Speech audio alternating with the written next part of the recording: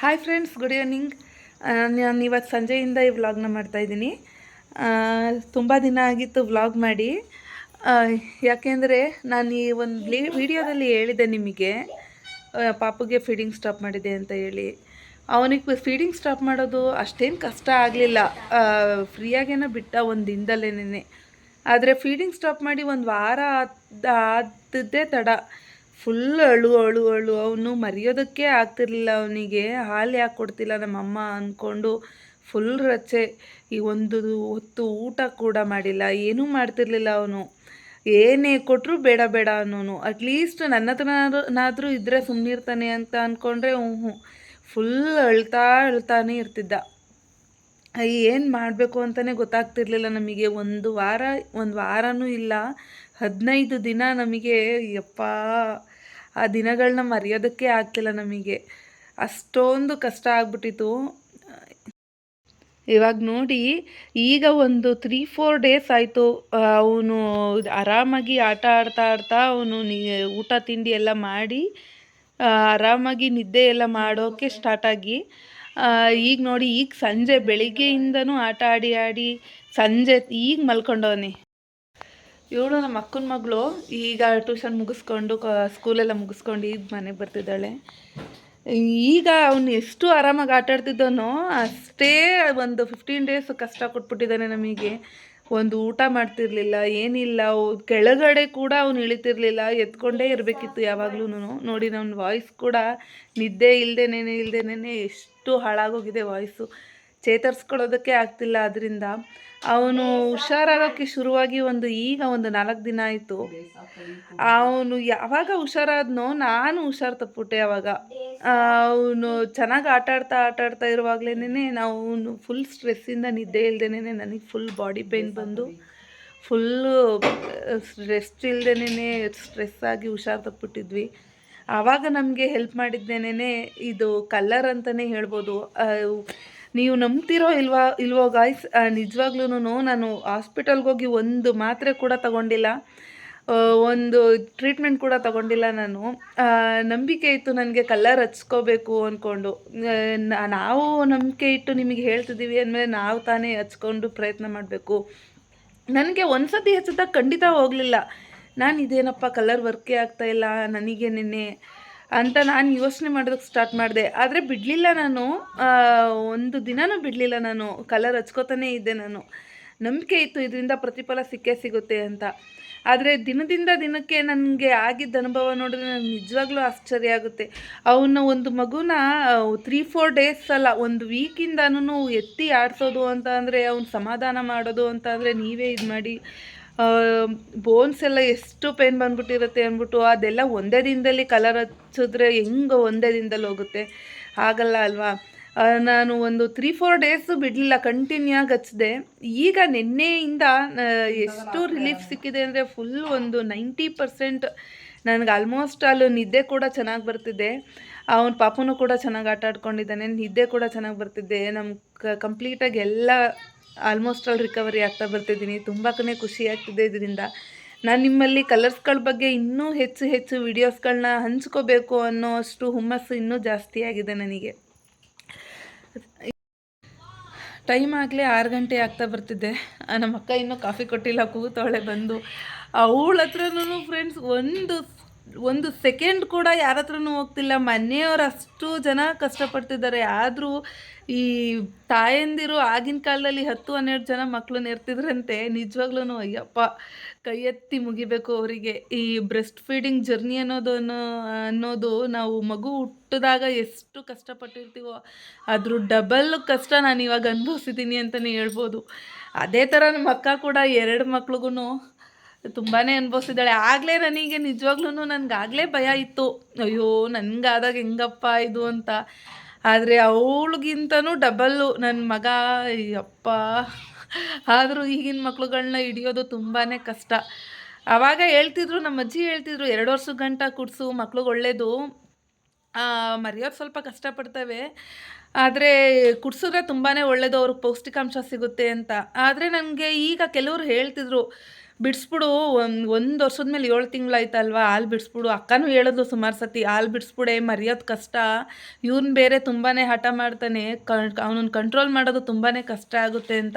ನನಗೆ ಏನಂದರೆ, ನಮ್ಗೆ ಯಾರಿಗಾಗಿ ಇಷ್ಟ ಇರಲ್ಲ ಹೇಳಿ, ನಮ್ಮ ಮಕ್ಕಳು ಪೌಷ್ಟಿಕಾಂಶವಾಗಿ ಇರಬೇಕು, ಆರೋಗ್ಯವಾಗಿ ಇರಬೇಕು ಅಂತ ಹೇಳ್ಬಿಟ್ಟು.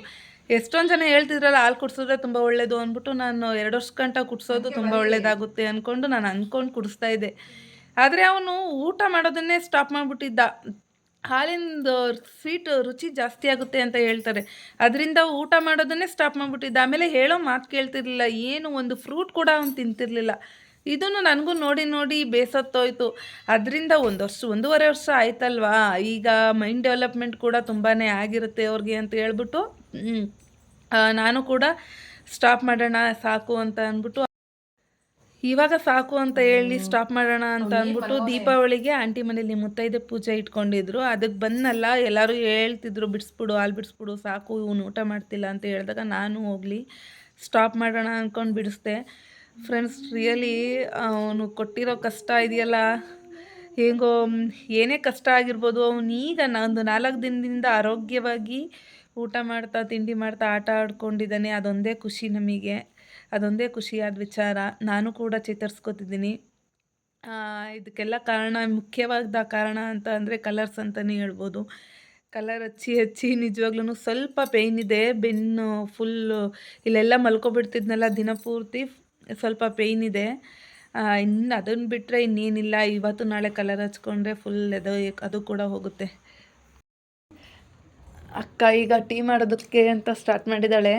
ಟೀ ಕೊಡ್ತಾಳೆ. ಈಗ ಬಿಸಿ ಬಿಸಿ ಟೀ ಕುಡ್ಕೊಂಡು ಮುಂದಿನ ಕೆಲಸ ನೋಡಬೇಕು. ಅಡುಗೆ ಏನು ಮಾಡ್ತೀಯ? ಅಡುಗೆ ಏನು ಮಾಡೋದು, ಬೇರೆ ಬಂದಿಲ್ಲ, ಮೈಸೂರಿಗೆ ಹೋಗಿರೋರು, ಅಲ್ಲೇ ಉಳ್ಕೊಂಡಾರಂತೆ. ಅದೇನು ಮಾಡೋರೋ ಏನೋ ಕಾಣೆ. ಅಮ್ಮ ಮತ್ತೆ ಹೋಗೋರಲ್ಲ ಆಂಟಿ ಅವ್ರ ಜೊತೆಲಿ ಮೈಸೂರಿಗೆ, ಬಂದೇ ಇಲ್ಲ. ಅವ್ರಿಗೆ ಅದೇ ಒಂದು ಬೇಕು ಇತ್ತಲ್ಲ, ಅದಕ್ಕೆ ಒಯ್ತಾರೆ ಬರ್ತಾರೆ. ಇನ್ನೇನು ಮಾಡ್ತಾರೆ ಪಾಪ ಅವ್ರಿಗೂ. ಎದ್ದ ಅನ್ಸುತ್ತೆ. ಪಾಪು ಎದ್ದಿದ್ದ. ನಮ್ಮ ಚಿಂತು ಇದ್ದಾಳಲ್ಲ, ಬಂದ್ಬಿಟ್ರೆ ಅವಳು ಹೋಗ್ಬಿಟ್ಟು ಅವನು ಎದೊಳಿಸ್ಬಿಡ್ಬೇಕು. ಯಾಕೆಂದರೆ ಅವ್ರಿಗೂ ಆಸೆ ಇರುತ್ತಲ್ವ, ಈಗ ತಾನೇ ಸ್ಕೂಲಿಂದ ಬಂದಿದ್ದಾರೆ, ಆಟ ಆಡಿಸ್ಬೇಕು ಅವನ ಜೊತೆಲಿ ಅಂತ ಅಂದ್ಬಿಟ್ಟು. ಅವ್ರಮ್ಮ ಬೈದು ಅಂದ್ಬಿಟ್ಟು ಬಂದವಳೆ ಇಲ್ಲಿಗೆ. ಏನು ಹೇಳ್ತಿದ್ವಲ್ಲ, ಅವ್ರಿಗೂ ಅವಂಗೂ ಅಮ್ಮಂಗೂ 15 ದಿವಸದಿಂದನೂ ಅವನು ತಡೆದು ಬೇಸತ್ತೋಗಿ ಇವತ್ತು ಮೈಸೂರು ಸುತ್ತಾಡ್ಕೊಂಬರೋಣ ಅಂದ್ಬಿಟ್ಟು ಹೋಗಿದ್ದಾರೆ. ಇನ್ನು ಮನೇಲಿ ಗೊತ್ತೇ ಇದೆಯಲ್ಲ ನಿಮಗೇನೇ, ದೊಡ್ಡವರು ಅಂತಂದರೆ ಮಕ್ಕಳು ಹೀಗೆಲ್ಲ ರಚ್ಚೆ ಹಿಡ್ದಿದ್ದಾರೆ ಅಂತಂದರೆ ಅವ್ರಿಗೆ ಮೊದಲು ದೇವ್ರಿಗೆ ಹರಕೆ ಕಟ್ಟಬೇಕು. ಹರಕೆ ಕಟ್ಟಿ ಹುಷಾರಾದ್ರೇ ಅವ್ರಿಗೆ ಸಮಾಧಾನ. ಹಾಗಾಗಿ ಕಡೂರು ದುರ್ಗಾ ಪರಮೇಶ್ವರಿ ದೇವ್ರ ಮೇಲೆ ಅಮ್ಮಂಗಾಗಲಿ ಇಲ್ಲ ಚಿಕ್ಕಮ್ಮಂಗಾಗಲಿ ತುಂಬಾ ನಂಬಿಕೆ ಇದೆ. ಅಕ್ಕಂಗೂ ಕೂಡ ಅಷ್ಟೇ ನಂಬಿಕೆ ಇದೆ. ಹಾಗಾಗಿ ಅವನು ರಚ್ಚೆ ಅಷ್ಟೊಂದು ಹಿಡ್ದಿದ್ದ ಅಂತ ಹೇಳ್ಬಿಟ್ಟು ದೇವ್ರಿಗೆ ಹೋಗ್ಬಿಟ್ಟು ಕಾಣಿಕೆ ಹಾಕ್ಬಿಟ್ಟು ಬರ್ತೀವಿ ಅಂದ್ಕೊಂಡು ಹರಕೆ ಕಟ್ಟಿದ್ರು. ಅದರಿಂದ ಭಾನುವಾರ ಹೋಗಿದ್ದು ಬರಬೇಕು. ಮಾತಾಡು. Hi friends. ಹೋಗಿದ್ದು ಬರಬೇಕು, ಹರಕೆ ಎಲ್ಲ ಮುಗಿಸ್ಕೊಂಡು. ಹೇಗೋ ಸದ್ಯಕ್ಕೆ ಅವನು ಹುಷಾರಾದ ಅನ್ನೋದೇ ನಮಗೆ ನೆಮ್ಮದಿ. ಈಗ ಮನೆ ಎಷ್ಟು ಶಾಂತಿಯಾಗಿದೆಯೋ, ಈಗ ಒಂದು 4 ದಿನದ ಮುಂಚೆ ಅಷ್ಟೇ ರಗಳೆ ಆಗೋಗಿತ್ತು. ನಾನು ಇಲ್ಲಿ ಅಕ್ಕನ ಮನೇಲೇನು ಇರಲಿಲ್ಲ, ಅಮ್ಮನ ಮನೇಲೇನು ಇರಲಿಲ್ಲ. ಅಕ್ಕನ ಮನೆಗೆ ಬಂದುಬಿಟ್ವಿ. ಅಲ್ಲಿ ಆದರೆ ಮಕ್ಕಳು ಎಲ್ಲ ಬರೋದಕ್ಕಾಗಲ್ಲ, ಇಲ್ಲಾದರೆ ಮಕ್ಕಳು ನೋಡ್ಕೊಂಡಾದರೂ ಸ್ವಲ್ಪ ರಚ್ಚೆ ಕಮ್ಮಿ ಮಾಡ್ತಾನೆ ಅಂದ್ಕೊಂಡು ಬಂದಿದ್ವಿ. ಆದರೆ ಅವನು ಯಾಕೋ ಯಾರು ನೋಡಿದ್ರು ರಚ್ಚೆ ನಿಲ್ಲಿಸ್ತಿರ್ಲಿಲ್ಲ. ಇಲ್ಲ ಯಾವ ದೇವ್ರಗಳ ಆಶೀರ್ವಾದನೋ ಏನೋ ಗೊತ್ತಿಲ್ಲ, ಅವನು ಈಗ ಆಟ ಆಡ್ಕೊಂಡು ನೆಮ್ಮದಿಯಾಗಿದ್ದಾನೆ. ಬಿಸಿ ಬಿಸಿ ಟೀ ರೆಡಿ ಆಯಿತು. ಬಿಸಿ ಟೀ ಅಂತ ಏನಿಲ್ಲ, ಅಂದರೆ ನಾನೇನೋ ಸ್ವಲ್ಪ ಆಚೆ ಹೋಗಿದ್ದೆ ಫ್ರೆಂಡ್ಸ್, ಅದಕ್ಕೆ ಸ್ವಲ್ಪ ಬೆಚ್ಚಗಾಗ್ಬಿಟ್ಟೈತೆ. ಅವಳು ಅಷ್ಟರಲ್ಲಿ ಕುಡಿದ್ಬಿಟ್ಟವಳೆ. ಬಿಸಿ ಬಿಸಿಯಾಗೆ ಕುಡಿಬೇಕು, ಸುಮ್ಮನೆ ಕಲ್ಗಸ್ ಕುಡ್ದು ಹೆಂಗೆ ಕುಡಿಯೋದಾ? ಕಲ್ಗಸ್ ಕುಡ್ದು ಕುಡಿತಾವಳೆ ಅವಳು. ಆಯಿತು, ಪರವಾಗಿಲ್ಲ, ಏನು ಮಾಡೋಕ್ಕಾಗಲ್ಲ. ಈ ಥರ ಬಿಸಿ ಬಿಸಿ ಟೀನ ಫ್ಯಾಮಿಲಿ ಮೆಂಬರ್ಸ್ ಜೊತೆ ಕುತ್ಕೊಂಡು ಕುಡಿಯೋದ್ರಿಂದ ಎಷ್ಟು ಚೆನ್ನಾಗಿ ಒಂಥರ ಟೇಸ್ಟ್ ಹೆಚ್ಚಾಗ್ಬೋದು ಅಂತಲೇ ಹೇಳ್ಬೋದು. ಇನ್ನು ಇವತ್ತಿನ ಟಾಪಿಕ್ಕಿಗೆ ಬರೋದಾದರೆ, ಕಲರ್ಸ್ ಥೆರಪಿನಲ್ಲಿ ಹಲ್ಲು ನೋವು ಬಗ್ಗೆ ಮಾತಾಡೋಣ ಅಂತ ಅಂದ್ಕೊಂಡಿದ್ದೀನಿ. ಹಲ್ಲು ನೋವು ಅಂದರೆ ಯಾರಿಗೆ ಬರಲ್ಲ ಹೇಳಿ? ಈಗ ಚಿಕ್ಕ ವಯಸ್ಸಿನವರಿಂದ ಹಿಡಿದು ದೊಡ್ಡ ವಯಸ್ಸಿನವ್ರಿಗೂ ಕೂಡ ಹಲ್ಲು ನೋವು ಅನ್ನೋದು ಒಬ್ಬರಲ್ಲಿ ಇದ್ದೇ ಇರುತ್ತೆ. ಅದಕ್ಕೆ ಕಲರ್ ಥೆರಪಿನಲ್ಲಿ ಪರಿಹಾರ ಹೇಳ್ಬೋದಾ ಅಂತ ಅನ್ನೋದಾದರೆ ಖಂಡಿತ ಹೌದು. ಹಲ್ಲು ನೋವಿಗೆ ಮುಖ್ಯವಾಗಿ ಯೂಸ್ ಆಗುವಂಥದ್ದೇ ಬ್ಲ್ಯಾಕ್ ಕಲರ್. ತೋರಿಸು ಬ್ಲ್ಯಾಕ್ ಕಲರ್ನ. ಹೌದು. ಸ್ವಲ್ಪ ಇವತ್ತು ಕಾಮಿಡಿ ಆಗೈತೆ, ಬೇಜಾರು ಮಾಡ್ಕೊಬೇಡಿ ಫ್ರೆಂಡ್ಸ್. ಈ ಬ್ಲ್ಯಾಕ್ ಕಲರು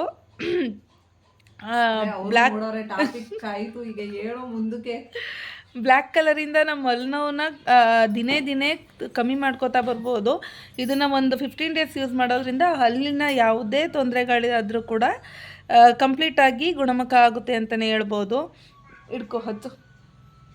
ಹಲ್ಲು ನೋವಿದ್ರೆ ಗೈಸ್, ಲೆಫ್ಟ್ ಹ್ಯಾಂಡ್ ಥಂಬ್ ಫಿಂಗರಿಗೆ ನೀಟಾಗಿ ಹಚ್ಚೆ.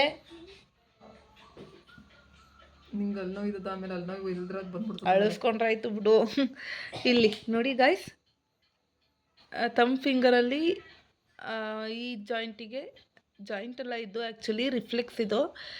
ಈ ಭಾಗಕ್ಕೆ ಹಚ್ಕೊಳ್ಳೋದ್ರಿಂದ, ನೀವು ದಿನೇ ದಿನೇ ಹಚ್ಕೋತಾ ಬರೋದ್ರಿಂದ ನಿಮ್ಮ ಹಲ್ಲಲ್ಲಿ ಯಾವುದೇ ರೀತಿ ಸಮಸ್ಯೆಗಳಿದ್ರು ಕೂಡ ನೀವು ಗುಣಮುಖ ಮಾಡ್ಕೋಬಹುದು. ಏನಪ್ಪಾ ಅಂತಂದ್ರೆ ನಮ್ಮಮ್ಮಗೆ ಫುಲ್ ಹಲ್ಲು ನೋವು ಹೇಳ್ಬೇಕು ಅಂತಂದ್ರೆ ಇಲ್ಲೆಲ್ಲ ದವಡೆಲೆಲ್ಲ ಅಲ್ಲೇ ಇಲ್ಲ. ಊದ್ಕೊಬಿಟ್ಟಿತ್ತು. ಕೇಳಿಸ್ಕೊಂಡು ಈಗ ಮಾತಾಡಿದ್ದೆ ಕಣೆ ನಾನು ವಿಡಿಯೋದಲ್ಲಿ, ಆದ್ರೆ ಹೇಳಿರ್ಲಿಲ್ಲ ಯಾವ ಕಲರು ಅಂತ ಹೇಳ್ಬಿಟ್ಟು ಹೇಳಿದ್ದೆ. ಈಗ ಏನಪ್ಪಾ ಅಂತ ಅಂದ್ರೆ ನಾವು ಈ ಕಲರ್ಸ್ ಥೆರಪಿನ ಕಲಿತು, ಈಗ ನಾವು ಕೂಡ ಕೋರ್ಸ್ ಎಲ್ಲಾನು ಕಲಿತು, ಆಮೇಲೆ ಈಗ ಒಂದೊಂದಾಗಿ ನಾವು ಕೂಡ ಟ್ರೈ ಮಾಡ್ತಿದೀವಿ ಅಂತಲ್ಲ, ಆಲ್ಮೋಸ್ಟ್ ವರ್ಷದಿಂದ ನಮಗೆ ರಿಸಲ್ಟ್ ಸಿಕ್ಕಿದೆ. ಬೆಸ್ಟ್ ಹೇಳಿದೀವಿ ಕೂಡ, ಸುಮಾರು ಜನ ಎಲ್ಲ ತಗೊಂಡು ಸುಮ್ಮನೆ ಏನೇನೋ ಅದಕ್ಕೋ ನಾವು ಟ್ರೈ ಮಾಡ್ಕೊಂಡು ಸುಮ್ಮನೆ ಅಷ್ಟೊಂದು ಹಣ ಖರ್ಚು ಮಾಡಿ ಆರೋಗ್ಯನ ಕೆಡಿಸ್ಕೊಳ್ಳೋದಕ್ಕಿಂತ ಸ್ಕೆಚ್ ಪೆನ್ ಯೂಸ್ ಮಾಡಿ ನಮ್ಗೆ ಏನಾದ್ರು ಮೆಡಿಸಿನ್ ಸಿಗುತ್ತೆ, ಚೆನ್ನಾಗಿ ಯೂಸ್ ಆಗುತ್ತೆ ಅಂತಂದ್ರೆ ನಾವು ಯಾಕೆ ಟ್ರೈ ಮಾಡಬಾರ್ದು? ಹೌದು, ಟ್ರೈ ಮಾಡಿ. ನೀವು ಕಮೆಂಟ್ ಮಾಡಿ. ಓಕೆ ಫ್ರೆಂಡ್ಸ್, ಮಾತಾಡು. ನಿಮ್ಮ ಸುತ್ತಮುತ್ತ ಯಾರಿಗಾದರೂ ಈ ರೀತಿ ಹಲ್ಲಿನ ಸಮಸ್ಯೆಗಳಿಂದ ಖಂಡಿತ ನರಳ್ತಿರ್ತಾರೆ ಗಾಯ್ಸ್. ನಾನು ಕಂಡಂಗೆ ಈ ಕಲರ್ನ ಇಲ್ಲ ಅಂದರೂ ಒಂದು 10 ಮೆಂಬರ್ಸ್ಗಾದರೂ ಕೊಟ್ಟಿದ್ದೀನಿ ಹಲ್ಲಿನ ನೋವಿಗೆ. ಆದರೆ ಆಲ್ಮೋಸ್ಟ್ 10 ಮೆಂಬರ್ಸ್ ಕೂಡ ನನಗೆ ಗುಣಮುಖ ಆಗೈತೆ ಅಂತಲೇ ಬಂದು ಹೇಳಿರೋದು. ಅದರಿಂದ ಇದರಲ್ಲಿ ಯಾವುದೇ ಅನುಮಾನ ಇಲ್ಲದೆ ನಾನು ನಿಮ್ಮ ಮುಂದೆ ಹೇಳ್ತಾ ಇದ್ದೀನಿ. ಈ ಬೆಸ್ಟ್ ಎಕ್ಸಾಂಪಲ್ ಅಂದರೆ, ಈಗ ನನಗೆ ಈ ಬ್ರೆಸ್ಟ್ ಫೀಡಿಂಗ್ ಸ್ಟಾಪ್ ಮಾಡಿದ್ನಲ್ಲ, ಇದರಲ್ಲೇ ನನಗೆ ಗೊತ್ತಾಗಿದ್ದು ಈ ಕಲರಿಂದ ಏನೇನೆಲ್ಲ ಮ್ಯಾಜಿಕ್ ಇದೆ ಅಂತ ಹೇಳ್ಬಿಟ್ಟು. ಅಷ್ಟು ಹೆವಿ ಪೇಯ್ನ್ ಇರೋವಂಥ ಬಾಡಿ ಪೇಯ್ನೇ ನನಗೆ ಕಮ್ಮಿ ಮಾಡ್ತು ಅಂತ ಅಂದರೆ ನೀವೇ ಅಂದ್ಕೊಳ್ಳಿ ಎಷ್ಟು ಮಟ್ಟಿಗೆ ಇದು ಪರಿಣಾಮ ಬೀರುತ್ತೆ ಅಂತ ಹೇಳ್ಬಿಟ್ಟು.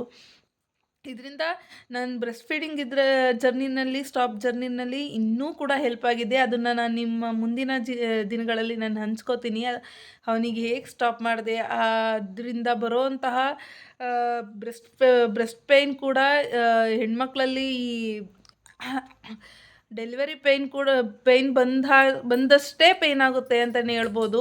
ಅದನ್ನು ಕೂಡ ನಾನು ಆಲ್ಮೋಸ್ಟ್ ಒಂದು 20-25% ಅಷ್ಟು ಕಮ್ಮಿ ಆಯಿತು ಅಂತಲೇ ಹೇಳ್ಬೋದು ಆ ಕಲರ್ ಅದರಿಂದ ಯಾರಿಗಾದರೂ ನಿಮಗೇನಾದರೂ ಪರಿಹಾರ ಬೇಕು ಅಂತ ಅಂದರೆ ಖಂಡಿತ ನೀವು ಕಮೆಂಟಲ್ಲಿ ಹಾಕಿ, ನಾನು ಖಂಡಿತವಾಗ್ಲೂ ಹೇಳ್ತೀನಿ. ಈ ಹಲ್ಲು ನೋವಿಂದ ಯಾರಿಗಾದರೂ ಬಳಲ್ತಿದ್ರೆ ಪ್ಲೀಸ್ ಅವ್ರಿಗೆ ಶೇರ್ ಮಾಡಿ, ಹಾಗೂ ಕಮೆಂಟ್ ಮಾಡಿ, ಹಾಗೂ ಸಬ್ಸ್ಕ್ರೈಬ್ ಮಾಡಿ ನನ್ನ ಚಾನಲ್ನ. ಇನ್ನೂ ಹೆಚ್ಚು ಇನ್ಫಾರ್ಮೇಷನ್ನ ನಾನು ಕೊಡೋದಕ್ಕೆ ಇದರಿಂದ ಹೆಲ್ಪ್ ಆಗುತ್ತೆ. ಇನ್ನು ಈ ಕಡೆ ಅಕ್ಕನ ಮಕ್ಕಳು ಇಬ್ಬರು ಕೂಡ ಅವರವರು ಸ್ಟಡಿ ಇದರಲ್ಲಿ ಬ್ಯುಸಿಯಾಗೋಗಿದ್ದಾರೆ. ಓದ್ಕೊಳ್ಳೋದೋ ಇಲ್ಲ ಬರ್ಕೊಳ್ಳೋದೋ ಏನಾದರೂ ಮಾಡ್ತಾ ಇರ್ತಾರೆ. ಇನ್ನು ಇವಳು ಚಿಕ್ಕವಳು ಬಂದ ತಕ್ಷಣ ಏನಾದರೂ ಏನು ಕೊಟ್ಟಿರ್ತಾರೆ ಹೋಮ್ವರ್ಕ್ ಅದನ್ನೆಲ್ಲ ಮುಗಿಸ್ಬಿಟ್ಟು ಅವಳದೇ ಆದಂಥ ಬೋರ್ಡ್ ಇಟ್ಕೊಂಡ್ಬಿಟ್ಟು ಅವಳು ಏನೇನು ಕ್ಲಾಸಲ್ಲಿ ಮಾಡಿರ್ತಾರೆ ಅದನ್ನೆಲ್ಲನೂ ರಿವಿಷನ್ ಥರ ಮಾಡ್ಕೊಬಿಡ್ತಾಳೆ. ಅದರಿಂದ ಅವಳು ತುಂಬಾ ಚೆನ್ನಾಗಿ ಓದ್ತಿರ್ತಾಳೆ. ಅವಳಿಗೆ ಏನು ಓದಿರ್ತಾಳೋ ಅದೆಲ್ಲ ತಲೆಯಲ್ಲಿರುತ್ತೆ. ಅವಳಿಗೆ ಯಾವುದ್ರಲ್ಲೂ ಕಮ್ಮಿ ತೆಗಿಯಲ್ಲ. ಅವಳು ಫುಲ್ ಬ್ರಿಲಿಯಂಟ್. ಅವಳಿಗೆ ಏನೇನು ಕ್ಲಾಸಲ್ಲಿ ಏನೇನು ಮಾಡಿರ್ತಾರೋ ಅದನ್ನು ಬಂದ ತಕ್ಷಣ ಹೋಮ್ವರ್ಕ್ ಮುಗಿಸ್ಬಿಟ್ಟು ಅದನ್ನು ರಿವಿಷನ್ ಥರ ಮಕ್ಕಳಿಗೆ ಹೇಳ್ಕೊಡೋ ಥರ. ನಿಮಗೆ ಗೊತ್ತಲ್ಲ ಚಿಕ್ಕ ಮಕ್ಳುಗಳು ಹೆಂಗೆ ಆಡ್ತಾರೆ ಅಂತ, ಟೀಚರ್ ಆಟ ಆಡೋದು ಅಂತ ಹೇಳ್ತಾರಲ್ಲ, ಆ ಥರ ಬೋರ್ಡಲ್ಲಿ ಬರಿತಾ ಅವ್ರು ಟೀಚರ್ ಯಾವ ಥರ ಮಾಡ್ತಿರ್ತಾರೋ ಅದೇ ಥರ ಮಾಡ್ತಿರ್ತಾಳೆ. ಇನ್ನು ಅಕ್ಕ ಬೆಳಗ್ಗೆ ಇಡ್ಲಿಗೆ ಹಾಕಿದ್ದೀನಿ, ಇಡ್ಲಿಗೆ ರುಬ್ಬಿಟ್ಬಿಡು ಅಂತ ಹೇಳಿದ್ಲು. ಈಗ ಇಡ್ಲಿಗೆ ರುಬ್ಬಿಡಬೇಕು. ಏನು ಮಾಡ್ತಿದ್ದೀಯ ಅಡುಗೆಗೆ? ಇಷ್ಟ ಅಂತ ಒಗ್ಗರಣೆ ಬಾತ್ ಕಣವ. ಓಹೋ, ಒಗ್ಗರಣೆ ಬಾತು ಹೇಳೇ ಇಲ್ಲ ಮಾಡು. ಈಗ ಹೇಳ್ತಾ ಇದ್ದೀನಿ. ನೆನ್ನೆ ಸಾಂಬಾರಿತ್ತು ಅಂತ ಹೇಳ್ಬಿಟ್ಟು ಒಗ್ಗರಣೆ ಬಾತ್ ಮಾಡ್ತಾ ಇದೀಯಾ? ಅಬ್ಬಾ ಹೆಂಗೋ ಫುಲ್ ಮೀಲ್ಸ್ ಆಗುತ್ತೆ ಇವತ್ತು. ಮಾಡು ಮಾಡು, ರೆಸಿಪಿ ಶೂಟ್ ಮಾಡೋಣ ಇವತ್ತು. ಇನ್ನು ಚಿಕನ್ ಯಾವಾಗ ಅದಕ್ಕೇನೋ ಈರುಳ್ಳಿನ ಸಣ್ಣಗೆ ಹೆಚ್ಚಿಟ್ಕೊತಾ ಇದ್ದೀರಾ? ಆಮೇಲೆ ರೆಸಿಪಿ ಹೇಳೋಣ. ಫಸ್ಟ್ ಇಡ್ಲಿ ಗಾಡ್ಸವ ತಾಯಿ. ಆಯ್ತಾ ರುಬ್ಬಿಡ್ತೀನಿ, ತಲೆ ಕೆಡ್ಸ್ಕೊಳಕ್ ಹೋಗ್ಬಿಡ. ಇಡ್ಲಿ ಕೆಲಸ ನಮ್ದು. ದಪ್ಪು ಕಾಡ್ಸು ತರಿ, ಇದು ಸಣ್ಣ ಕಾಡ್ಸ್ಬೇಡ. ಆಯ್ತು.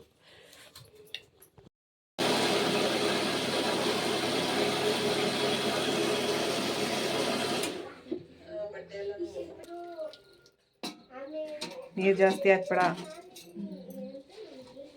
ಇಡ್ಲಿಗೆ ಸ್ವಲ್ಪ ತರ್ತರಿಯಾಗಿ ಆಡ್ಸಿದ್ರೆ ಏನು ಅಂತಂದ್ರೆ ಒಂಥರ ತಿನ್ಬೇಕಾದ್ರೆ ಬಾಯಲ್ಲೆಲ್ಲ ತುಂಬ್ಕೊಳಂಗೆ ಚೆನ್ನಾಗಿರುತ್ತೆ. ದೋಸೆಗೆ ಸಣ್ಣ ದೋಸೆಗೆ ಸಣ್ಣ ಕಾಡಿಸ್ಬೇಕು. ನಮ್ಗಂತೂ ಸಣ್ಣಕ್ಕಿದ್ರೆ ಒಂಥರ ಹಿಟ್ಟಗ್ದಂಗೆ ಆಗ್ಬಿಡ್ತದೆ. ನಂಗಂತೂ ಇಷ್ಟನೇ ಆಗಲ್ಲ.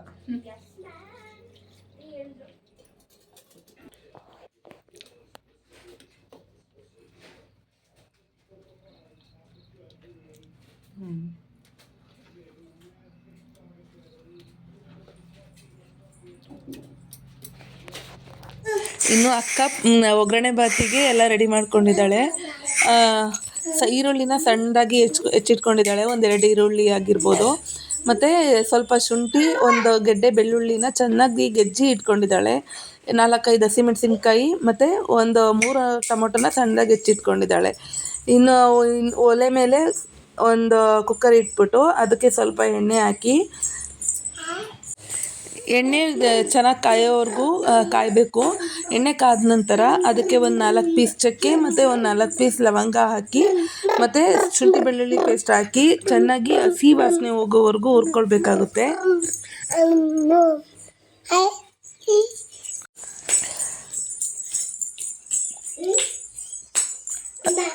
ನಾನು ರೆಕಾರ್ಡ್ ಮಾಡಬೇಕಾದ್ರೆ ನಮ್ಮ ಪಾಪು ವಾಯ್ಸ್ ಕೇಳಿಸ್ತಿದೆ ಫ್ರೆಂಡ್ಸ್, ಬೇಜಾರು ಮಾಡ್ಕೋಬೇಡಿ. ಅವನು ಆಟ ಆಡ್ತಿದ್ದಾನೆ. ಹಸಿ ವಾಸನೆ ಹೋಗೋವರೆಗೂ ಶುಂಠಿ ಬೆಳ್ಳುಳ್ಳಿ ಪೇಸ್ಟ್ ಮತ್ತು ಚಕ್ಕೆ ಲವಂಗನ ಚೆನ್ನಾಗಿ ಹುರ್ಕೋಬೇಕಾಗುತ್ತೆ. ಗೈಸ್, ನಿಜವಾಗ್ಲೂ ಈಗ ಹೇಳ್ಕೊಡೋ ಥರ ಮಾಡಿ, ತುಂಬ ಅಂದರೆ ತುಂಬಾ ಟೇಸ್ಟಿಯಾಗಿರುತ್ತೆ ಈ ಪಲಾವು. ಅದಕ್ಕೆ ಹಸಿ ವಾಸನೆ ಹೋಗೋವರೆಗೂ ಎಲ್ಲ ಹುರ್ಕೊಂಡಾದ್ಮೇಲೆ ಸಣ್ಣದಾಗಿ ಹೆಚ್ಚಿಟ್ಟಿರುವಂತಹ ಈರುಳ್ಳಿ ಹಾಗೂ ಹಸಿಮೆಣಸಿನ್ಕಾಯಿನ ಹಾಕಿ ಅದನ್ನು ಕೂಡ ನೀಟಾಗಿ ಫ್ರೈ ಮಾಡ್ಕೊಳ್ಬೇಕಾಗುತ್ತೆ. ನನಗಂತೂ ಈ ಪಲಾವ್ನ ಯಾರೇ ಮಾಡಿದ್ರು ಅಷ್ಟು ಇಷ್ಟ ಆಗಲ್ಲ. ನಮ್ಮ ಅಕ್ಕನೇ ಮಾಡಿಕೊಡ್ಬೇಕು. ಮನೆಗೆ ಬಂದಾಗಲೆಲ್ಲ ಅವಳು ಒಂದು ಸತಿ ಆದರೂ ಮಾಡೇ ಮಾಡ್ತಾಳೆ. ನಾನು ಕೇಳದೆ ಇರಲಿ ಒಂದು ಟೈಮ್ ಆದರೂ ಅವಳು ಮಾಡಿರ್ತಾಳೆ. ನಾನು ಅಮ್ಮನ ಮನೇಲಿದ್ದರೂ ಕೂಡ ಅವಳು ಮಾಡಿಬಿಟ್ಟು ಬಾಕ್ಸ್ಗೆ ಹಾಕಿ ಅವನ ಕೈಲಿ ಕೊಟ್ಟು ಕಳಿಸ್ತಾಳೆ. ಇನ್ನು ಈರುಳ್ಳಿ ಎಲ್ಲ ಫ್ರೈ ಆಗೋಷ್ಟರಲ್ಲಿ ನಾವು ಅಕ್ಕಿ ಎಷ್ಟು ಹಾಕ್ತೀವೋ ಅದ್ರ ಡಬಲ್ ಕ್ವಾಂಟಿಟಿ ನೀರು ಹಾಕ್ಕೊಂಡು ಒಂದು ಕಡೆ ಬೇಯೋಕೆ ಇಟ್ಬಿಟ್ಟಿರಬೇಕು. ಏಕೆಂದರೆ ಆಮೇಲೆ ಕೂಡ ನೀರು ಬೇಯೋ ಗಂಟ ಕಾಯಬೇಕಾಗುತ್ತೆ. ಆ ಟೈಮ್ ವೇಸ್ಟ್ ಆಗೋದಕ್ಕಿಂತ ಇನ್ನೊಂದು ಒಲೆಯಲ್ಲಿ ಇಟ್ಬಿಟ್ರೆ ನಾವು ಎಲ್ಲ ಮಸಾಲೆ ಹಾಕಿ ಬೇಯಿಸೋ ಅಷ್ಟರಲ್ಲಿ ಆ ನೀರನ್ನ ಹಾಕೋಬೋದು. ಈರುಳ್ಳಿ ಎಲ್ಲ ಚೆನ್ನಾಗಿ ಫ್ರೈ ಆದಮೇಲೆ ಟೊಮೊಟೊನ ಹಾಕೋಬೇಕಾಗುತ್ತೆ, ಸಣ್ಣದಾಗಿ ಹೆಚ್ಚಿಟ್ಟಿರುವಂಥ ಟೊಮೊಟೊ. ಗೈಸ್, ಟೊಮೊಟೊನ ಜಾಸ್ತಿ ಹಾಕಿದಷ್ಟು ಈ ಪಲಾವು ಚೆನ್ನಾಗಿ ಬರುತ್ತೆ ಅಂತಲೇ ಹೇಳ್ಬೋದು. ಆ್ಯಕ್ಚುಲಿ ಇದು ಪಲಾವಲ್ಲ, ಒಗ್ಗರಣೆ ಅನ್ನ ಅಂತ ಹೇಳೋದು ಇದಕ್ಕೆ. ಈ ಟೊಮೊಟೊನ ಹಾಕಿ ಚೆನ್ನಾಗಿ ಫ್ರೈ ಮಾಡ್ಕೋಬೇಕಾಗುತ್ತೆ. ಅದು ಫುಲ್ ಒಂಥರ ಸ್ಮ್ಯಾಶ್ ಆಗೋ ರೀತಿ ಆಗಬೇಕು, ಅಲ್ಲಿವರೆಗೂ ಫ್ರೈ ಮಾಡ್ಕೋಬೇಕು. ಆ ಟೊಮೊಟೊ ಎಲ್ಲ ನೀರು ಬಿಟ್ಕೊಂಡು ನೀಟಾಗಿ ಬೇಯುತ್ತೆ. ಟೊಮೊಟೊ ಎಲ್ಲ ಬೆಂದಾದಮೇಲೆ ಅದಕ್ಕೆ ಎಷ್ಟು ಖಾರ ಬೇಕೋ ಅಷ್ಟು ಖಾರ ಹಾಕೋಬೇಕು. ಗೈಸ್, ನಿಮ್ಗೆ ಎಷ್ಟು ಖಾರ ಬೇಕು, ನಿಮ್ಮ ಮನೆಯವ್ರಿಗೆ ಎಷ್ಟು ಖಾರ ಹಿಡಿಯುತ್ತೋ ಅಷ್ಟು ಹಾಕ್ಕೊಳ್ಳಿ. ನಮ್ಮ ಮನೇಲಿ ಮಕ್ಕಳು ಹುಡುಗರೆಲ್ಲ ಇದ್ದಾರಲ್ಲ, ಅದಕ್ಕೆ ಅವಳು ಸ್ವಲ್ಪನೇ ಹಾಕ್ತಿದ್ದಾಳೆ. ಇನ್ನು ಖಾರದ ಪುಡಿ ಹಾಕಾದ್ಮೇಲೆ ಸ್ವಲ್ಪ 1 ಸ್ಪೂನಷ್ಟು ಅರಿಶಿನ ಪುಡಿ ಹಾಕ್ತಿದ್ದಾಳೆ. ಹಾಕ್ಬಿಟ್ಟು ನೀಟಾಗಿ ಅದನ್ನೆಲ್ಲ ನೀಟಾಗಿ ಫ್ರೈ ಮಾಡ್ಕೋಬೇಕು.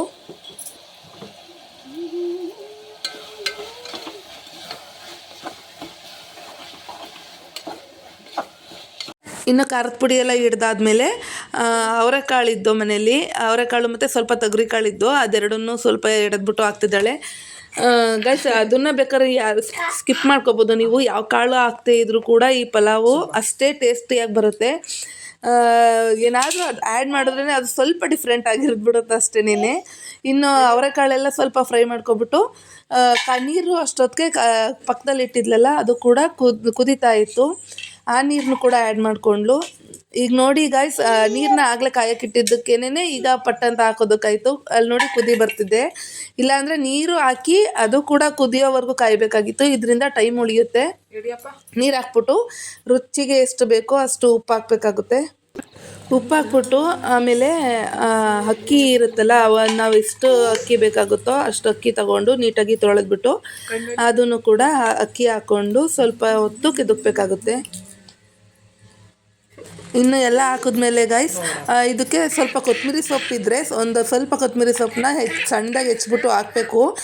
ಮನೇಲಿ ಕೊತ್ತಂಬರಿ ಸೊಪ್ಪಿಲ್ಲ ಅಂದ್ಬಿಟ್ಟು ಅಕ್ಕ ಸ್ಕಿಪ್ ಮಾಡಿದ್ದಾಳೆ. ಇದು ಹಳ್ಳಿ ಆಗಿರೋದ್ರಿಂದ ಗೈಸ್ ಇಲ್ಲಿ ಏನು ಸಿಗೋದಿಲ್ಲ. ತಕ್ಷಣಕ್ಕೆ ಬೇಕು ಅಂದರೆ ಏನೂ ಸಿಗೋದಿಲ್ಲ.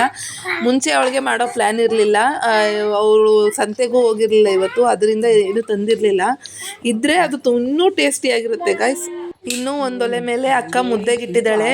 ಮನೇಲಿ ಏನೇ ಸ್ಪೆಷಲ್ ಏನೇ ಬೇರೆ ಮಾಡಿದ್ರು ಮಾಮಂಗೆ ಮುದ್ದೆ ಮಾಡಲೇಬೇಕು. ಮುದ್ದೆ ಅನ್ನ ಸಾಂಬಾರು ಇರಲೇಬೇಕು. ಅವ್ರಿಗೆ ಸಾಂಬಾರಿತ್ತು ಅಂತ ಹೇಳ್ಬಿಟ್ಟು ಅವರಿಗೆ ಮುದ್ದೆಗಿಟ್ಟು ಅನ್ನ ಸಾಂಬಾರು ಮಾಡ್ತಿದ್ದಾಳೆ. ನಮಗೆಲ್ಲ ಒಗ್ಗರಣೆ ಬಾತು. ಇನ್ನು ಪಾಪನು ಪಾಪುಗೆ ತಿನ್ನಿಸ್ತೀನಿ ಅಂತ ಹೇಳಿದ್ಲು. ನಾನೇ ತಿನ್ನಿಸ್ತೀನಿ ಇವತ್ತು ಆಂಟಿ ಅಂತ ಹೇಳಿದ್ರಿಂದ ಸರಿ ಆಯಿತು ತಿನ್ನಿಸು ಅಂತ ಹೇಳಿದೆ. ಅವನು ಕೂಡ ಇನ್ನು ಅವ್ನಿಗೆ ಊಟ ಮಾಡಿಸ್ಬಿಟ್ಟು ನಾವು ಕೂಡ ಊಟ ಮಾಡಿ ಮಲ್ಕೊಂಡ್ವಿ. ಓಕೆ ಫ್ರೆಂಡ್ಸ್, ಬಾಯ್. ನಾಳೆ ಮುಂದಿನ ವಿಡಿಯೋದಲ್ಲಿ ಸಿಗೋಣ.